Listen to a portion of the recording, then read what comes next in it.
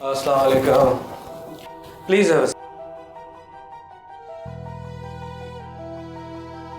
तव्हां त investigative journalism खे लॼाए छॾियो आहे मज़र साहब।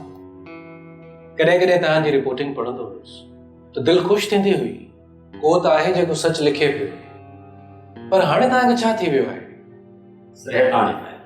Thank U. प्लीज। अव्हां त पंहिंजो सिस्टम अलॻि ठाहे वेठा आहियो, यानी त मुंहिंजी स्टोरी 100% सच साबित थी। 100% छो, 110% तव्हांजी स्टोरी सची आहे।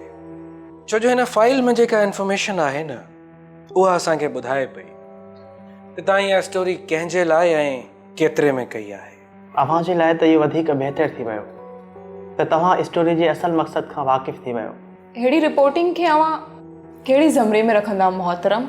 जंहिं ग्रुप जे लाइ तव्हां हे स्टोरी कई आहे न,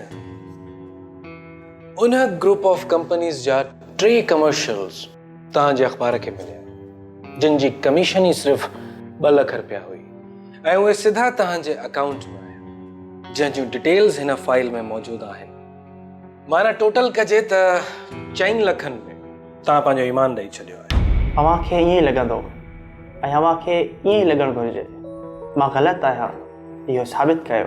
तव्हांजे साम्हूं हिन यूनिट जो को बि कमु बहितर ऐं मुस्बत न आहे, ईअं ई आहे न?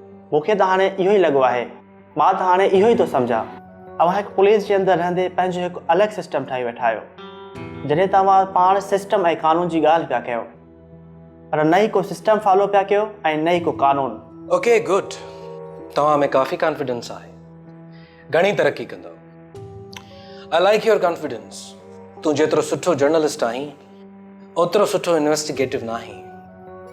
इहो मां साबित कंदुसि त तूं ग़लति आहीं, पर तूं पंहिंजी महदूद इंफॉर्मेशन खे साम्हूं रखी जेको कुझु लिखियो आहे, तोखे हुन जी असलियत खां वाक़िफ़ कयूं था।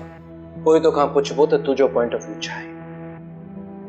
मज़र साहब खे डेटा रूम जो विज़िट करायो ऐं समूरी ऑपरेशन जा वीडियो क्लिप्स भी चेक करायो। प्लीज। ओके।